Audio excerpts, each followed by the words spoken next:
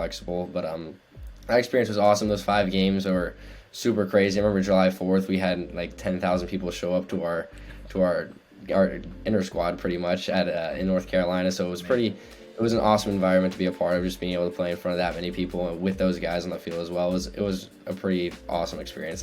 That's probably one thing that I'll remember forever is that week in North Carolina, and plus the next week in Europe. It was the best baseball moment I think I've had in my life. Welcome back to the Baseball Playground. This is your host, Jacob Odell. Coach Matt McGowan. And today we have 2 very special guests on the show.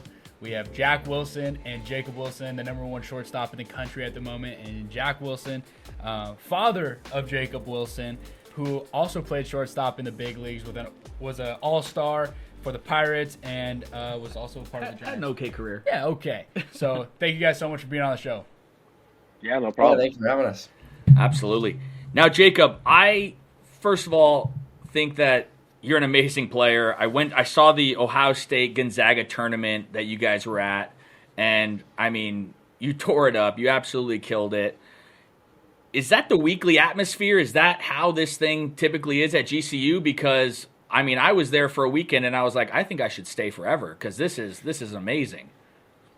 Yeah, GCU's always been a great atmosphere. We always have a great fan base come out. We have obviously a great team the past 3 years, and we have great teams that come in. It's pretty awesome to kind of be a part of that, be able to kind of look up and see all these fans come out and just kind of show us all the support. So the atmosphere of the past 3 years has been phenomenal, and it's pretty awesome to be able to play in front of all those people, especially when you have a great team that we've had, like I said, the past 3 years, and we bring in a bunch of great teams every single year. So it's pretty awesome environment to be a part of for sure. It sounds amazing. It was amazing when I was there. Now, you have such a unique story about being the #1 ranked shortstop and the journey that you've come through. Most people don't know that you were on a team in high school that, first of all, was 8-0 before the pandemic hit. But you didn't even play shortstop for your high school. You had the #1 ranked or the #1 drafted shortstop, Max Muncy, at your high school playing shortstop. Tell us about the journey. Tell us about, I mean, we've seen the growth, obviously, from high school to college to Team USA. Talk about that growth and just that determination to play the position that you love. Yeah, obviously Max is a great player, first round draft pick back, I think it was 2021. Me and him always went back and forth, kind of just battling each other out. We're both taking ground balls to the shore. He's a great guy. He's worked hard for a very long time, and I think that really helped me kind of push myself to work hard too. I think we played up the middle. It was our senior year. We both played up the middle, so it was pretty awesome to be able to share the field with that guy and kind of just turn double plays pretty much every day with him. I think short's always been my favorite position to go out and kind of do my thing. I think I watched, obviously, my dad play shortstop for such a long time that's what I really wanted to do. And it's kind of just been, I had a bunch of great players, a bunch of great coaches kind of teach me how to develop a lot more defensively. I have my dad kind of working with me ever since I was young, just kind of really focusing on the defensive side of the game, and then obviously with these players that I got to play with that are super talented, it kind of really pushed me to get better myself. I think that's something that I really take personally, because all these great players kind of helped me better my game. And then obviously we had Rock Riggio at our high school too, so he was a pretty good player at Oklahoma State now. So I think I was just surrounded by a bunch of good baseball players that kind of really pushed me that I wanted to get better myself. So it was pretty special to be a part of that group as well. No, those teams are absolutely stacked. Charlie Somm, another one who was stud. Jack Wilson, as a coach, you see your son just doing fantastic and great things. You've seen his journey. You've seen his struggles. You've seen, the determination he's had. How, as a father, you can talk to other parents that are, watching their sons every day play high school baseball, allow them to fail, allow them to grow without being that helicopter parent or be that person that's just on them all the time. Right. I think I kind of started like that. I started with him like that. I was pretty hard on him early, and it was something that I had to learn as a coach and as a father to not make the mistake of forgetting how hard baseball is, especially going through it myself. I think that's one of the biggest mistakes that I made in my coaching journey, was realizing that, or forgetting that this game is really, really hard. So I think when I really step back, look at myself in the mirror as a coach and as a dad, and and said, you know what, I'm just going to shower him with positivity every game. And there were car rides home after games and whatnot where I didn't say anything, which I thought was the best kind of not only dad and son moment, but player coach moment, where I just allowed him to, at some point, if he wanted to talk about what happened in the game, it was up to him. It wasn't something where I got in the car and be like, dude, how'd you miss that 2-0 pitch right there in that second at bat? Like, you can't, like, guys on third base, you're just trying to get him in. And I would just sit there and we would have these drives home, and I would just allow him to ask me if he felt like talking about the game. And I think that was a big, huge step for me and his relationship as father and son and player coach, to know that, hey, I'm here to support you in everything you do. And if you don't want to talk about it, it's cool. Like, because every player knows if they had a bad day and why they had a bad day. And sometimes they just don't want to talk about it, you know. And I think that was a big moment for us as father-son, me understanding that I got to remember that this game is really, really, really hard. And he's playing at a very high level, and there's going to be days where you just don't have your game, and he doesn't need to hear it from me, you know, watching in the stands thinking that baseball's easy, you know. So he's been great. We've had a really tight relationship when I started making that adjustment as a father. Yeah, that's awesome. I think that you have really instilled something great in him, and you can see that journey along the way of him just playing baseball. So what are some of those traits and characteristics that you've actually instilled in him from a young age that you're now seeing blossom as he's getting older and playing at this high level? Well, I think mainly is never being satisfied with where you're at. The time that you're supposed to be satisfied is when you retire, when you don't play anymore. That's when you can look back and say, hey, I gave it everything I could, wherever that took me, whether it was to a D1 baseball career, whether it was beyond. You can be happy with what you did. I tell people all the time, my goal was never to make the major leagues. My goal was to be the best player that I could possibly be, and wherever that took me, I was going to be okay with, because that's all I can control. You know, I think that's Jacob to a T. That's what I've always said to him. I said, you know, it doesn't matter if people are recognizing you at this age. He's playing with Max, he's playing with Rock, he's playing with Charlie to get national attention, and he wasn't at that level at the time. So I was like, hey, it doesn't matter. Like, it's still baseball. You still got to go out and get better every single day. And like he said, those guys pushed him he wanted that USA stuff that they were wearing to practice at Thousand Oaks High School. They had their USA stuff from the time that they had, and he took that personally, so much so that when I actually started coaching for USA, I would bring him home USA stuff, and he would refuse it because he's like, no. He's like, I'm going to earn that shirt. I'm going to earn that T-shirt. I'm going to earn that hat. You don't have to bring me anything. And I thought that was pretty awesome, to literally reject the gifts I gave him when I would bring him home, because he's like, no, I'm not going to wear that unless I'm part of that squad. And then to have him last year make that squad was pretty awesome. But he's a great kid. He works hard. I think that's what's showing up now, and it grows into his body. And the fact that no matter what, like, you're just not satisfied with where you're at, because if your goal is to be great and move on and hopefully play at the highest level, then this is just the beginning. I think one thing that I think you instilled in him, just based off what you're telling us and just kind of knowing your career a little bit, is work ethic, right? His work ethic. I mean, I watched those games. I was there early during batting practice. You know, I mean, he's not taking reps off. He's not doing things like that. And I think that's what separates a lot of players. What are you doing when no one's watching? Right. Jacob, now, having a father who played professional baseball, what advice can you give to, you know, a player that's maybe dealing with a parent that's a little overbearing or something like that, where, hey, dad, you know what, like, I had a bad day today, but, like, I know my mistakes. And I feel like so many parents don't realize that these high school players, they know when they make an error. They don't need to be told when they make an error. They understand. Yeah. I mean, they're at practice every day. The coaches are obviously talking about it. They obviously don't need their parents coming after them as well. What would you say to that?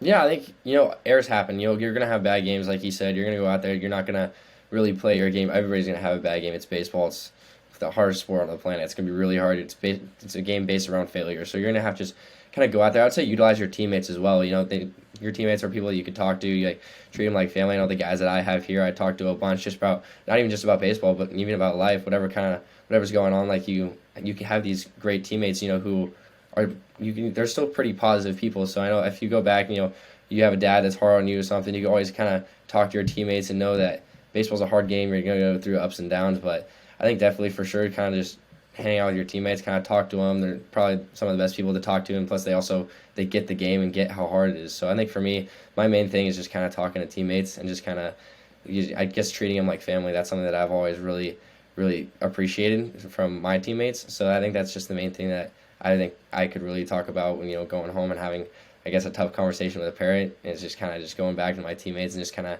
having fun with the game again. That's pretty much the main thing that I got. I think that's great. I think that's great advice. Jack, you have been a part of Team USA now, and you've been able to see a lot of players come through and go out of the Team USA organization. What are some of the things that you as a coach are looking for out of a player in order for them to not only make the Team USA team, but in order to separate themselves from just being a good player to become a great player? That's a great question. We talk about it a lot.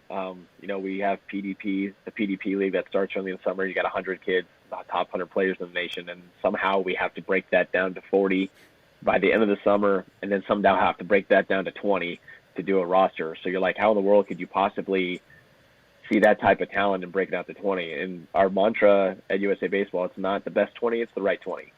And what it comes down to is what you need to win, represent your country, and what you need to win a gold medal. And it's not always the best. Our last roster was filled with guys that were glue guys that could lead a clubhouse, guys that could band the squad together, guys that could come in and put down a sack bunt, steal a base. And that's how we end up beating Japan in the semifinal. We had a guy on the roster who was our fourth outfielder who wasn't considered as this huge top prospect, but he was the captain of our team. How he went about his business was unbelievable, and respect from his players and from the coaching staff, and he made the squad, and we got a lot of beef for that. And we literally got to the championship game because he came off the bench, put a sack bunt down, caused havoc because he can run. Next thing you know, they can't make the play. We got second and third. Boom, we walk off Japan in the semis to get to the final in the last inning, down by 1. So it's any player that wants to come and play for USA and gets that opportunity to come to PDP and try out. It's what can you do for your country? What can you do on a baseball field? And most of the time, you're not going to play the position that you're coming in as, because you have to. There's only one shortstop usually. You got to be able to. Our infield was consisted of 4 shortstops.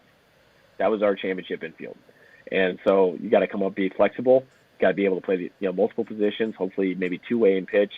It's just the guys that show us that they're willing to do anything to make a team. On top of the level of talent they already have. So it's pretty special to watch, but it's actually, when it comes down to it, you can tell that the guys are really, really all about representing their country and putting on that USA uniform. That's amazing. And I think you're seeing that right now in the World Baseball Classic, right? Tim Anderson, shortstop, he's playing second base last night or 2 nights ago. So, I mean, I think you're absolutely right. I think that's the best quote I think I've heard.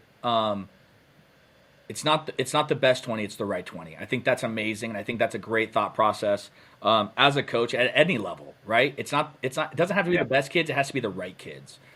Now, Jacob, you're now part of Team USA. You're getting your own gear. Your dad's not having to bring it home anymore. Talk to us about your journey. Talk to us about, competing against some of those top flight guys. Talk about that process, because you got there out of merit and because you're a dude, you're a stud. Talk about that journey. Tell us how that went. Yeah, I think for sure it was probably one of the best experiences I think I've ever been a part of.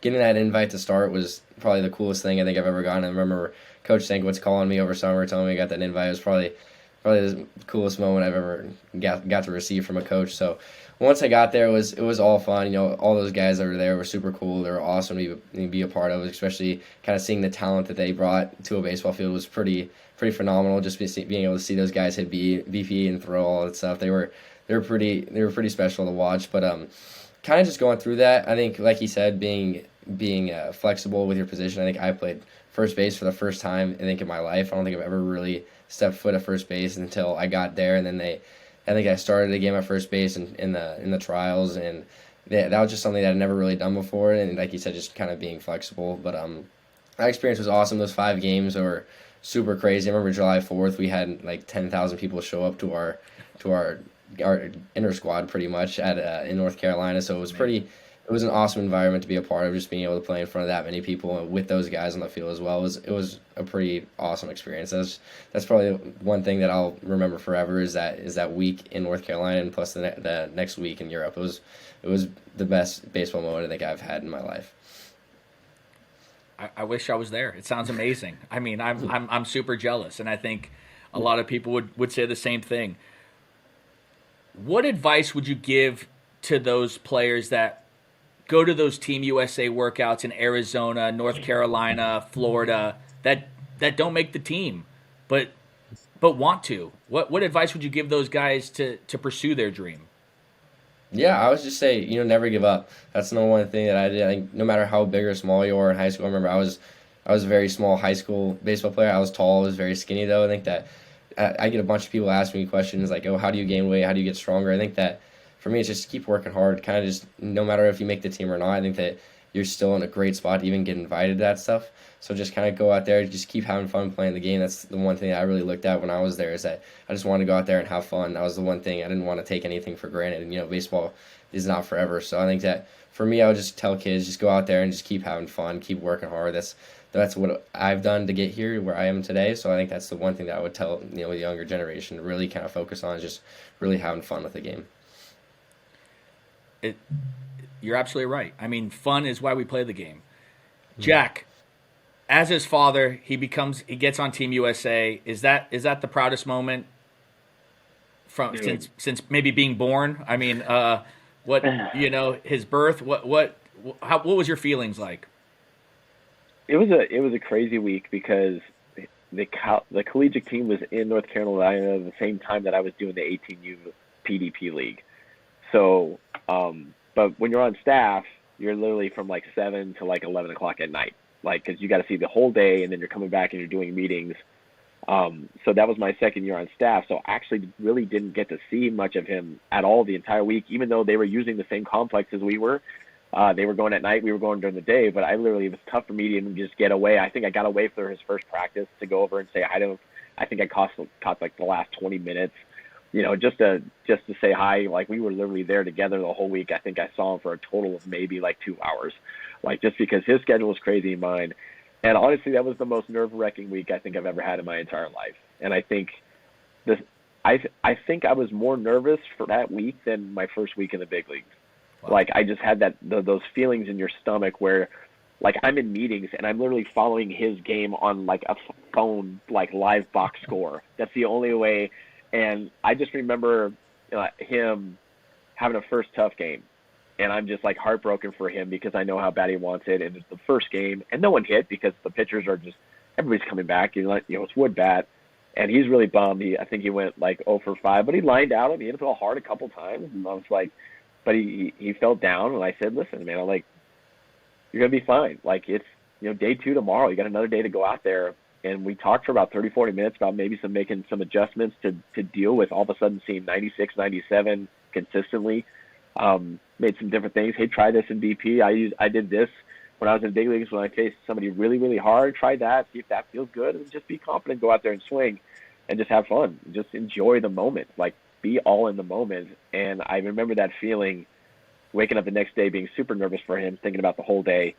And then his first at-bat comes up, and I'm in a meeting, and I'm following his at-bat, and I see ball 1, ball 2, whatever. And then I see ball in play runs. And I'm like, wait a second, there was nobody on. Like, what is that? Wait, hold on. What's that mean? And it says Jacob Wilson homers to left. And I'm like, I had to leave the room. I had to leave the room in the middle of the meeting because I was so proud of him, and I was so happy because of what happened the day before, him able to take that frustration and wanting it so badly to turn and make those adjustments and then hit the homer. And then the next day he hits another homer, and then he hits a double, and then he goes off the whole week. And I was just so nervous for him, but so proud that he was able to take that first day of just not feeling comfortable and not really feeling dominant at the plate to completely turn it around and leading the whole thing in almost every offensive category. And just to be with him at 1:45 in the morning when he got the call to let him know he was on the team. I drove over to his hotel. It was 1:45 in the morning, and just to be there with him, having him come down the lobby and embracing, and just like you said, the journey that he's had from the time and him denying the USA gear because I'm going to get my own shirt one day, and then him actually doing it. Yeah, proud is probably an understatement at that point on what you feel as a father and as a fan. I'm a fan of Jake. I'm his father first, but I'm a super big fan of his, and just to see that all come together was just an amazing week. And like you said, he's got his own gear now. It's awesome. Seeing how that player development and just the awesome experiences that you've had with Jacob and just loving the kid to death, and being by his side is awesome to see. And a lot of kids don't get that, a lot of kids don't have an opportunity like the two of you guys have. I want to touch on what makes Jacob so different from all the other players that he's playing with, whether it's on Team USA, when he was in high school, and the things that just entirely separated him from the group where he was able to dominate, and what you think about that, Jack, of what he was able to do. So I think it kind of started out like, he played baseball, and obviously signs early on that he had really good hand-eye coordination. He could play catch. He can catch a ball pretty young. He could square up a ball. Like, his swing was all kind of cool. And I kind of thought it was normal. I'm like, I didn't know anything. He was my first kid, so. But as time went on, and the more the older he got, better he got, I was like, okay, this guy could be pretty good. Hopefully he's not my size. Maybe he'll get big and tall and strong and stuff like that. But I was like, okay, how do I put him in the best situation possible? It's just like a dad, right? We always talk about we want our kids to have bigger and better than we all did. And I said, okay, if I'm going to go back, what would I change about myself? What are the things I look back on myself and say, I wish I was better at? And then really focus on that for him. So I'm going to teach him what I'm good at, but I'm really going to teach him what I wasn't. And that was a really big thing for me, because there were things I look back like, I wish I was better at this. I wish I was better at that. And why were the best hitters the best? Well, what did they do consistently to make them the best hitters? And really study that and watch them. I felt like my most valuable coaching experiences happened in my last 2 years in the big leagues when I was a bench guy, and I could just watch the game and just learn and watch guys get in the box that were the best hitters in the game. Okay, why are they so much better than everybody else? And then take that knowledge and take that information, and with a kid that has hand-eye coordination, teach him early the importance of getting your hand back early, because the best hitters in the game were always waiting on the ball, not trying to catch up to it. They always felt like the game was slower to them. So my thing with Jacob is offensively, I want the game to be slow for you. And how do we accomplish that? Defensively, I'm going to give you everything I had. That was my forte. This is what we got. But offensively, if I can get it to you can slow the game down and make it seem like 92 is 88, 89, recognizing pitches better. I was a free swinger. He's not. That was my goal with him offensively. It's I want him to be able to look like those guys did, where they just felt like the game was easier to them. Watching Manny Ramirez hit was like, this game is so much easier to him. Albert Pujols, why is it so much easier to him? And it was the same thing. Their hands were loaded, ready to go before the ball was even released. It was always the same with the same hitters. They saw the ball the longest. So if you watch his setup, his hands are loaded before the guy even is coming up with the ball. His hands are loaded, so all he has to do is go A to B, sees the ball longer, gets better recognition, and chokes up with barrel accuracy. The barrel's closer to your eyes, so he's got a 33-inch bat, choked down to a 32, and he can put the ball in play consistently, at a pretty hard rate with his barrel awareness. So that was my thing with him. If I got to build a hitter, I'm gonna take the best hitters I saw and kind of mash them all together. Well, you did a great job, because what I've seen and what's going on right now, he's hitting everything. Everything, anywhere it's pitched. If any coaches are watching, he's tough, man. He's a tough out. It's not going to be easy. So good luck. You talk about your forte being defense. I think that's, such a great quality as having a parent who dominates or maybe not dominates, but understands hops, understands how to teach and communicate. And you can obviously see that he reads hops extremely well. He does things. I know you're here, Jacob. I know you're here, but we're talking about you. As if you're not here. You do so many great things. You've taught him so many great things. Your unorthodox video that you put out, where you're on the iron mic and you're taking balls off the iron mic for defensive purposes. that's something that I think every middle infielder has to watch or has to see because it's amazing, and we're going to put it on our link so that people can Wow, can sweet. watch it because I think it's an amazing workout for those that want to get better. Can you talk about that? And is that something you did in the big leagues, or is that something that you did throughout your career? I actually did that a lot. I did that a lot, like early spring training when I just wanted to get some transfer work in. A lot of just sit in front of my iron mic and let that thing throw it at me and work on getting the transfer in and out of my glove. It was just, all right, I don't really need a fungo guy. I just need a ball coming at me in different angles or whatnot and crank that sucker down, make it lower, make it higher, long hop, short hop, whatever you want, work on tags and second base, just little things that you can just do that doesn't really take a lot of energy, in a sense. It's just, I'm just going to get some extra work in today, and I think that type of stuff, like, what you see with Jacob as well is that it's just the importance of defense that kind of gets overlooked. The defensive game is not something that's really taught a lot in the lower levels of baseball. It's all about hitting and hitting and hitting and throw as hard as you can and all that stuff. But you can't out hit a bad defense. That's just the way it is, So I've always instilled defense in every team that I've coached and understanding like, hey, defense is, you dive and make a play and save a run is just as good as driving one in, And I think to Jacob, it's just awesome because he's adopted that same theory. Like, all right, he was 3 for 4 yesterday and had 2 doubles, and he's killing it. And he was he was happy we won, but after the game he was livid because he made an error, and I love that because to him he expects to make every single play, and that's what makes a good defender.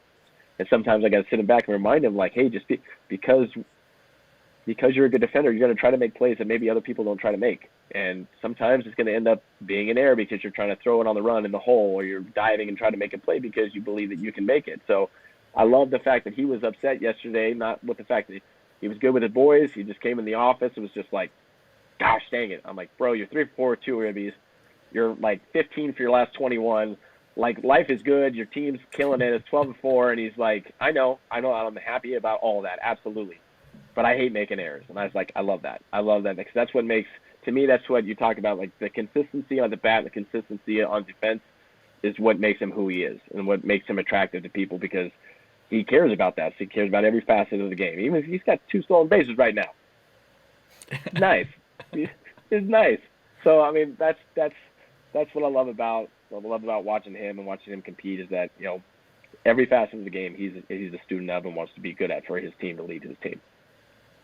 What is something that, Jacob, what are you doing when you get into the plate, or you get into the box, right? And you're thinking all of your pre-pitch stuff, the day before you're watching film, all that stuff. What is your at-bat routine that you go through in order to prepare for that pitcher? Because they're throwing gas, and you got to be prepared for something that's going to spin or something else. So run me through that, box routine that you got. Yeah, so obviously with him, I'm kind of being our dugout now, he's kind of adapted the hitting coach thing, which is he watches video, he kind of looks for certain, sequences that a pitcher has, what he throws in certain counts, what he likes to attack guys with. So for me, I really take that information and kind of just go up there and, like you said earlier, kind of just push the hands back and try to make everything slow. For me, I really kind of focus on staying gap to gap, staying up the middle and staying in the middle of the field. That's something that he's really taught and kind of established into me, and something that I really, really kind of take into my at bat. That's something that I really look for. And then obviously I look for my pitch, early in the count when I'm ahead of the count. I want to look for something that I can kind of do damage with, something in the middle of the plate, something middle in, and then obviously kind of spinning on, sliders down the way, fastballs down the way, something that I can't really do too much with, and then kind of work from there, going into even count, going late into a count, kind of just being able to battle off pitches, just kind of fight and stay in the box. Like you said, there's sometimes not a great defense out there. So if I could just put the ball in play, avoid striking out, hopefully, bad hop or something kind of gets through, then, can start a rally for my team. So for me, I really kind of just take the gap to gap approach and just kind of put the ball in play, kind of just being, I guess, a pesky out, really wanting to foul off pitches that really make pitchers upset and kind of just wait for them to make a mistake to me. That's something that I really, really look for, and, look for something middle in, kind of that's where most guys' homers come from, is pitches that are middle in, middle of the plate, something they can really, put something in the air to the pull side, put some runs on the board, and, help start a rally. So for me, I guess the main thing that I really want to work on is, or really look into the bat is pushing the hands back super early, making everything slow, and just staying in the middle of the field. Jacob, what's the best advice your dad's ever given you? There's been a lot of great advice that he's given me over the years, but I think honestly, I think it really doesn't have anything to do with the skill set of baseball. I think for something that really kind of tells me a lot is that baseball is a really hard game. I think that is really important for the mental side of baseball. Baseball's a game around failure. If you get a hit 3 out of 10 times, you're doing really well for yourself. I think that sometimes even I go through this is that we're really hard on ourselves from a game that's based around failure. So I think for me, the best advice that he's given me is just go day to day. Like, it doesn't matter what you did yesterday. It's a new day. It's a new 4 or 5 at bats, whatever you may be getting.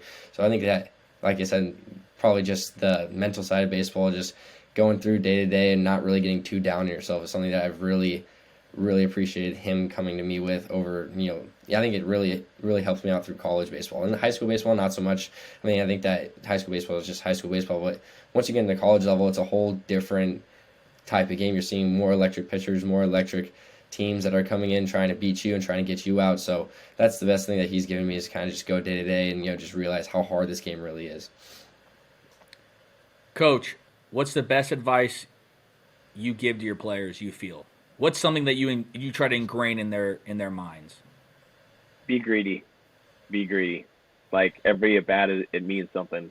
Like, I played with Freddie Sanchez for 5 years, watched him win a batting title. I never saw that guy give away an at bat. So after every hitters meeting, I say be greedy, because our goal every day is to go 1-0. It's not about, like, we can talk about winning a WAC championship or going to a regional and maybe beyond in the playoffs, but the goal every day is to go 1-0. And because, like Jake said, it doesn't matter what we did yesterday. I could be 4 for 4. That doesn't guarantee you're going to get a hit today. Like, you can go 0 for 4 doesn't guarantee that you're not going to get a hit today. And so every at bat is different. Every at bat is a new opportunity. And I try to tell them, like, today is an opportunity to be great. Like, you can literally do something that no one's ever done before in the history of the game. That could be done today. And you just have to have that open mind. No matter how you felt the day before, we've all gone 4 for 4 and the next day gone 0 for 4. I mean, like, it happens. Like, it's baseball. You can line out 4 times and then hit 4 C&I ground balls and go 4 for 4. It's baseball. So I just remind them, I said, listen, just be greedy. Be up there every day, no matter what the score is, no matter what your last at-bat was, the new at-bat, go get another knock, go get on base, go score a run, do whatever you need to do to help your team win. And these guys do a great job of that. Our late-inning heroics that are more like coach is going to have a heart attack, hitting coach is wondering why we don't score for 7 innings, and all of a sudden we throw like an 8 spot in the 8th, wondering why we can't do that in the whole first part, but they're fun to watch, but they believe in themselves, and they believe that, hey, they're never out of game. I mean, we had 4 hitters. We played New Mexico yesterday, and in the first 4 hitters of the game, they had 4 runs. They went knock, knock, knock, grand slam. You're like, oh, okay. And we're completely calm because, like, we know that we can put up runs and score runs, and sure enough, we win 11-8. So it's they understand that every at bat's important, and once that at bat's over, you use the information from the last at bat to help you for your next at bat. You're facing the same pitcher or how they're going to pitch you. So really getting them to think about outside the box type of hitting. I love it. As a coach at GCU and someone who's been around the game for so long, give us what you're looking for as a coach at GCU when you're scouting kids or when you're looking, to get players to come to GCU. Yeah, I'm just learning that. This is my first year, so I'm just kind of learning the ins and outs of kind of the recruiting process. I've known, obviously I've been watching Jacob. Jacob was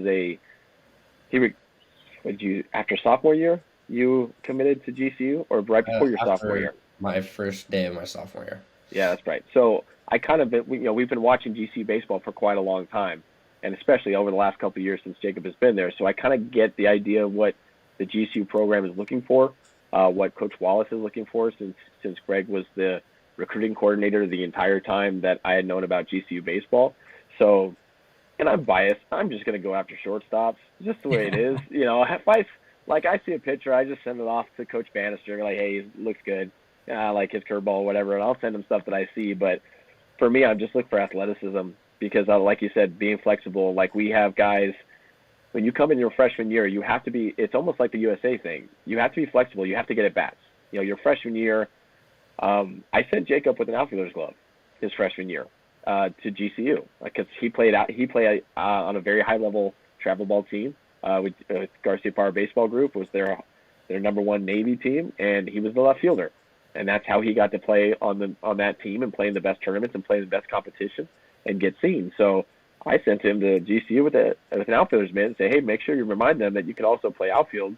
When he was playing short, they put him at third. I think he started his whole freshman year at third base that he had never really played a lot of. But because he was an athlete, because he was flexible and could do multiple things, it gave him an opportunity to get on the field and get a lot of at-bats his freshman year. He get an opportunity, and he took it. He took it and won a job. And so that's why I'm so much into athleticism, somebody that can come in and, I know you're a shortstop, but can you play second? Can you play center? Can you play third? Having that flexibility, because that allows us as a coaching staff to give you more opportunities at different spots. And, so that's really what I'm looking for and learning more about the process. But, give me athletes that we can move around. And it's not all the time you're going to come in and be the starting shortstop. And, Jacob wasn't the starting shortstop. We have another shortstop named Emilio Barraras who's really, really good. And he'll probably take over the shortstop spot next year, but he's playing third, and he's playing second, and he's playing short when I think Jacob had a DH game the other day, but he's flexible, and that's what gets him on the field. You guys are exciting to watch, that's for sure. You're absolutely right. Athleticism is all over the field. A lot of people don't know that, you probably coached the best high school team in the last 10 years in the area of Southern California, 29-1. You had a bunch of draft picks, a bunch of guys that are at the next level. And everyone that I've talked to, and, we played against you guys, not that year, but, in years past. And everyone says how honest you are with the players and the parents. There's so many coaches, I feel, especially high school, that aren't as honest or maybe just kind of fluffs some things around. Is that why you're successful? Explain why, you were able to have such great success at your alma mater, Thousand Oaks, to help other coaches, right? I would love to know why, or what I could do as a coach to be better, knowing that, you do it the right way. So.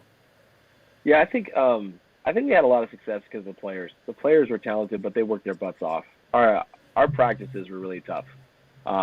Because I was so much about not caring what we did, not caring what our rank was. That 2021 team was special. The 2020 team, I think, might be head-to-head with that one, but it would have been Jacob's senior year that we got cut short. That team was on a roll. But they worked hard. They worked extremely hard. And so I get to be the benefit of that, to be the coach that got to be with these guys and these great draft picks. But they bought into understanding that today's a new day. And the truth about it is, when I talk to parents and talk to players and be like, my door is open. If you got something that's bothering you, come, let's talk about it. I'll give you the answer that I have. You might not like it, but it's truth. If you want to know why you're not playing, I have stats. I have reasons for whatever I choose the lineup. I tell the players, I don't write the lineup. You guys do. I just hold the Sharpie. You guys are the ones doing out. And in high school, it's different because there's so many more practices than games that I tell parents, unless you're at practice every day, you have no right to say my kid should be playing. Because in high school, the kids that play are winning the jobs in practice.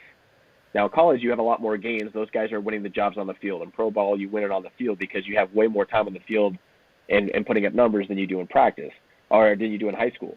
In high school, it's all right, what parents see on a game day is what is the byproduct of what they're doing at practice. And I was always a guy that, listen, if you throw strikes and you play defense, I'm going to play you. If you hit 450 and you can't play defense, I only got one DH spot. But my guys are going to catch the ball because my pitcher's going to throw strikes and I need guys to catch the ball. So if you're not a good defender, we need to work on that because there's a really hard time to get in the lineup if you can't catch the ball for my guys, for the pitchers. So I told the parents that unless you come to practice every single day, then you'll have no idea why your kid's not playing. And I opened my doors to them too. We can have a conversation. And lucky enough we had cameras at our field, for different reasons, and I could actually pull up footage in the practice and show their kid throwing every single ball away during ground balls and be like, this is what I see. This is why I don't put it in the lineup. And it's not. I love the kids. I'll always love my players because they give me everything they have. But in the long run, that's when the lineup is made at practice. So I always feel like there's no ifs, ands, or buts about it. You want to know? I have the information for you. If you want to know it, my door's open. No emails or texts. Just, hey, come on in. Come to practice and knock on my door and say, hey, can we talk? I understand where they're at, being a father of a player myself.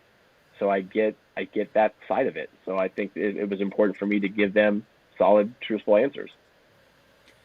I think for every coach that's listening, I think that's just the way you have to do it, especially at the high school level. Blunt honesty, right? Sometimes it's painful, but it really is going to benefit the player. It's going to benefit everybody. I mean, this is great. We have one last question for each of you. It's our last 3 outs. We do it with everybody. We're going to go with Jacob, you're first. Favorite food? Like just any type of food, or favorite like restaurant? Anything. Any food, man. Ooh. I'm a nice burger guy. I like a good burger. Okay. Favorite movie?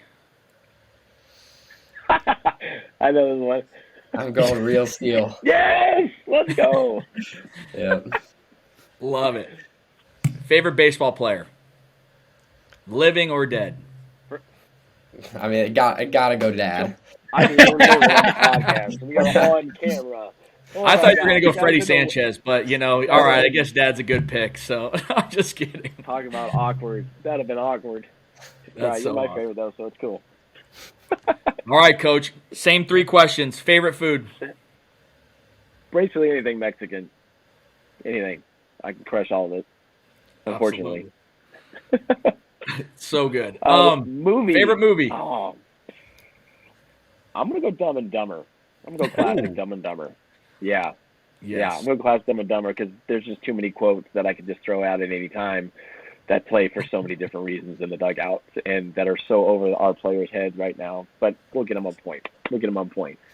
Favorite player? Yeah, I'm going to go. I love watching Jacob play baseball. I mean, I tell you, I'm his dad, and I'll always be his dad.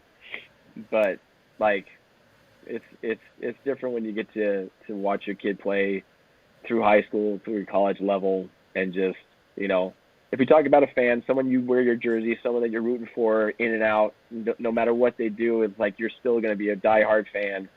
And, that's me. Growing up, it was Kurt Stillwell. Kurt Stillwell was a switch hitting shortstop from Thousand Oaks High School, local guy, made good, so I followed him.